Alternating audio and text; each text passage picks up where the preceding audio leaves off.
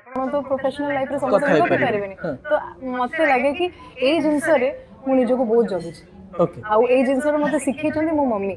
तथापि आपण सहित कोनोसी खराब काम की ଏବେ करबा ବୋଧେ ପାଇଁ चेष्टा ବର୍ଷे करना ଏ ବର୍ଷେ ଦେଢ ବର୍ଷ ହବ हाँ ମାନେ ଯେହେତୁ ଘରେ ଟିକେ ଏମିତି ପ୍ରୋବ୍ଲେମ ହବା ଷ୍ଟାର୍ଟ ହେଲା ମୋ ମମ୍ମୀ ମୋ ସାଙ୍ଗରେ ଯିବା ବନ୍ଦ କରିଦେଲେ କି କଣ ନହେଲେ she was always there and she was always there to guide me. Okay ତ ଯାହା ବି ଆମକୁ ମାନେ ଛୋଟରୁ ଆମ ଅପବ୍ରିଙ୍ଗିଂ ଯେମିତି ହେଇଛି ନା ସେମିତି ମମ୍ମୀ ଆମ ମାନେ ଆମ ତିନି ଜଣଙ୍କୁ ବହୁତ ଷ୍ଟ୍ରଙ୍ଗଲି ଆମକୁ ବଢେଇଛନ୍ତି।